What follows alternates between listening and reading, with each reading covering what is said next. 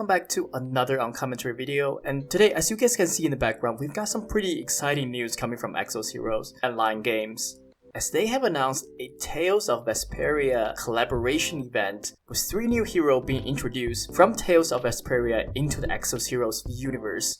And in this video, we're going to take you through the 3 new heroes and talk about how we think they would fit into the game. Are they good? Are they bad? Is it worth the time? Of course, alongside of these new heroes, there's going to be more events as well as director notes related to this, and Edward will be covering that in a separate video, so watch out for that one. But for now, let's jump in and take a look at these new heroes. So to start us off, we have Yuri Lowell. So as you can see here, Yuri, I have to say, looks pretty dashing. He's got a samurai look to him. And as you can see here, his passive, counter 3, gives away that he is going to be an attack hero. So what he does, counter upon taking damage against 1 mana if the target dies. Also against 1 mana if the target's health is 70% or more, so pretty standard. There are a couple of additional passive that comes with his kit. First, Resurrect. If under the effect of command, Yuri will revive upon death with 50% HP, and this happens twice per battle. So as you guys can see here, of course Yuri, as well as the 2 other heroes coming from Tales of Vesperia, is going to be under the Wasted Red region. So they're all going to have some sort of interaction with the command passive that's provided by Garf. So that's pretty interesting given that Wasted Red right now is a pretty hot region. And I have to say, this Resurrect passive is pretty strong. Reviving with 50% HP is pretty solid, meaning that you're not in danger of immediately dying upon revival. And this happens twice per battle, so that's again pretty solid as well. The second passive is going to be Loner. And this is a mark, so it cannot be removed. It starts off right at the beginning of the battle. If there are no living allies, then Yuri himself increases own attack, defense, and health by 50%. Cannot activate when there's no allies in team, so you have to go into a fight with at least 1 other hero, is what that part is saying.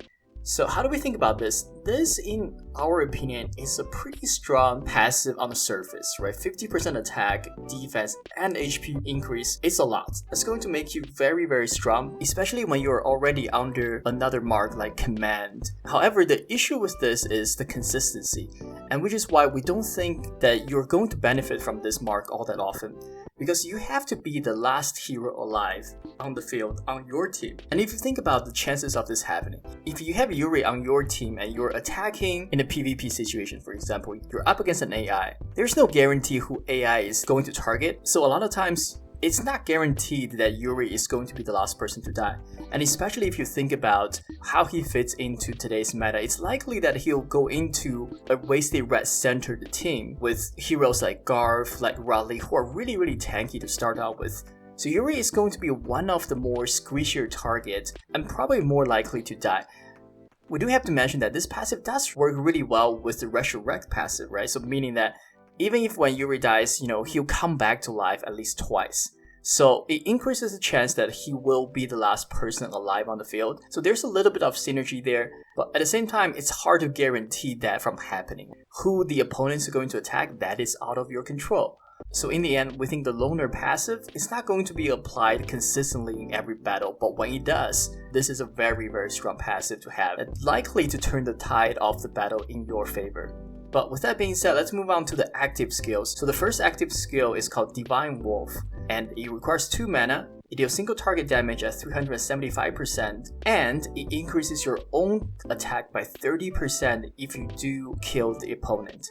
So this is actually a pretty strong skill. 375% single target damage with only 2 mana cost is pretty strong. 2 mana cost is going to have some benefit with the elemental damage even though it's not super high. But still, it is a pretty solid base attack skill, and the fact that if you do end up killing someone, it increases your own attack by 30%, that is a pretty solid buff to have, and can work really well as a way to set up your second skill, which is Savage Wolf Fury. And what it does is, this is a 5 mana skill with burst that does AoE damage at 357% to all enemies. And this can potentially do a lot of damage because 5 mana with burst, meaning that you have a lot of potential to scale up with elemental damage. And the base ratio of 357% is pretty strong as well. And on top of that, you could potentially get an attack buff of 30% from using your first skill in the previous round, as well as if you are the last person who's alive, obviously you're going to get a 50% attack buff from your loner passive as well. So overall, we think Yuri has a pretty strong kit that synergizes really well with itself, as well as synergizes really well with the style of Wasted Red. With heroes like Garth, who can increase the innate HP for Yuri, as well as other heroes like Ratley, who can provide additional buffs and shielding, Yuri can become a core member of this Wasted Red team if you do want to build one. However, we do have to mention that this is just a base hero, it's not a fake core, so obviously you're not going to get any stat sharing benefit from core memory or any sort of fate core fusion benefit. So from a base stat perspective, we think Yuri is probably going to be a little bit weaker than most of the fake core heroes out there. But he does have a pretty solid kit and can fit into a team if you do have a very well built out Wasted Red signature force. And he is, in our opinion, probably the best out of the 3 heroes that are in this collaboration. But that's not to say the other 2 heroes are bad, so let's take a look at our next hero, which is going to be Fling Scyphel. So again, let's start out with the passive here. As you can see, Protect 3, that means Fling is going to be a defender, and pretty standard share health with lowest maximum health ally by 30%, so that's pretty good. And give mana if the target health is below 20% or if the target health is above 70%. Pretty standard.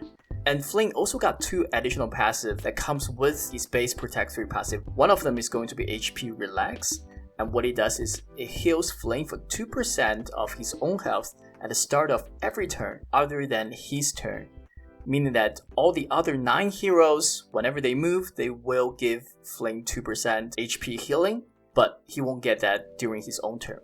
Not quite sure why that is the case, because it could have just been 2% every single turn. I don't think missing the 2% healing on his own turn really makes all that big of a difference, but anyway, it's a nice passive to have. Is it going to be meaningful?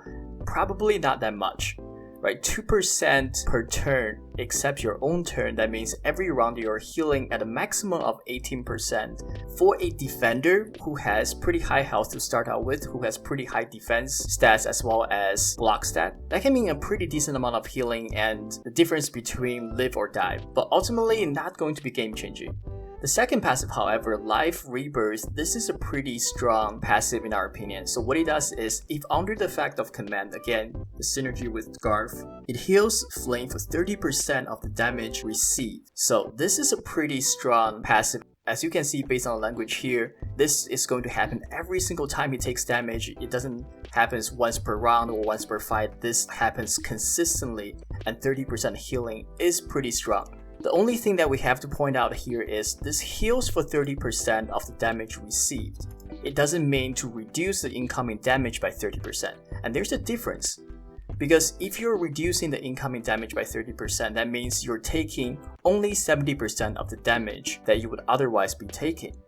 However, that's not how Fling's passive actually works. With Life Rebirth, what it does is you will take 100% of the damage, and then after that you will heal for 30%. At least that's our interpretation of it. So that is a little bit weaker, because it means you're going to take the full amount of damage up front, and potentially with some of the heroes that have really high bursty attacks, that might mean they can kill you and you never get a benefit of the healing, right? So you have to be able to survive the initial attack first in order to benefit from the healing that's coming after. So that's the only thing, in our opinion, that's making this a little bit worse. But at the end of the day, he is a defender. He is going to be in a team with Garth, with Rutley most likely, so he's going to be really, really tanky. And this is going to just make him even harder to kill. And they also synergize really well with the share health passive as well. That means when he's sharing health with another ally and he takes damage to there, 30% of that is going to get mitigated as well. So overall, a really solid passive to have. Definitely better than HP Relax in our opinion. But now with that, let's move on to the active skills. So the active one is called Blazing Pillar Smash. A really generic name, we have to say. Requires 1 mana, pretty low, deals single target 300% damage. So there really isn't much to it. He's a defender, he's not going to have really high attack stats, so 300% isn't a very high ratio either. So solid skill at 1 mana, meaning you're going to be spamming this whenever you can, but it's not going to be super high impact. Now moving on to active 2, Radiant Dragon Fan. This is a little bit better, requires 3 mana, deals 262 5% damage to one enemy, so a little bit lower on the damage side, but it inflicts the target with stun for 5 turns. So again, a solid skill. We always like defenders who have CC that can lock down a potential opponent, especially given that a lot of defenders are a little bit slower, in the 60 to 80 speed range. That means you can keep their speed slow and have them move a little bit later in the round and allow them to stun the fastest enemy on the opposing team to prevent them from moving at the start of the second round. And 5 turns is pretty solid duration, so in our opinion, a pretty solid skill. But overall, compared to what Yuri has in his kit, we think Fling is a little bit underwhelming. His overall kit suits a tanky defender playstyle that also fits in really well with the whole theme of the Wasted Red region. In our opinion, Line Games has done really well incorporating these heroes into the Exos hero universe. But at the end of the day, given that this is not a Fate core, which means you're not going to have the base stats to compete with some of the Fate core heroes, and the fact that his kit is pretty generic, we think Fling is probably not going to really have much of a say in any of the future PvP meta, or even in the PvE content in general. So in our opinion, probably the weakest of the 3 here. But with that being said, let's move on to our last hero, and that is going to be Estelle. So Estelle, as you can see here, has got the first aid passive, and that means she's going to be a support hero. So again, just to quickly go over First Aid 3, grants heal equal to 100% of your attack to an ally if they take damage and their health falls below 20%. So pretty strong, pretty good to have as a security blanket for anyone on your team. Also gains 1 mana if your own health is below 20% when this is triggered, or if your health is above 70% when this is triggered. In our opinion, the mana regeneration is a little bit less consistent with this passive. And of course, same as the other 2 heroes, Estelle also comes in with 2 additional passives. One is going to be Angel Tier, revives upon death at 100% health once per battle. So this is pretty good passive to have. In our opinion, we always like support heroes, especially healers, who also have a method to protect themselves and keep themselves safe. Because a lot of times when you bring a healer, the biggest issue that you often run into is your healer is the first person to die, and then your healing goes away, your revive goes away.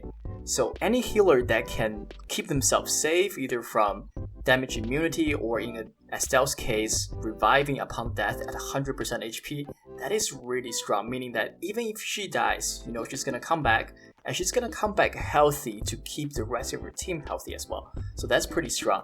And more importantly, this is not tied to the command passive, means it's going to happen in any team. That makes her pretty strong as a healer already. And on top of that, she also have the second passive, Healing Artist. And what it does is once per 2 rounds gains 5 mana for herself upon using Sacred Penance. And Sacred Penance, as we will see in a second, is her A2. And in our opinion, this is a very unique passive to have, and it's actually really strong and synergizes really well with Sacred Penance skill. So for now, let's skip over Active 1 and go straight to A2 and talk about Sacred Penance. So as you can see here, Sacred Penance, what it does is it heals all allies by 34% of your own health. So that's pretty good.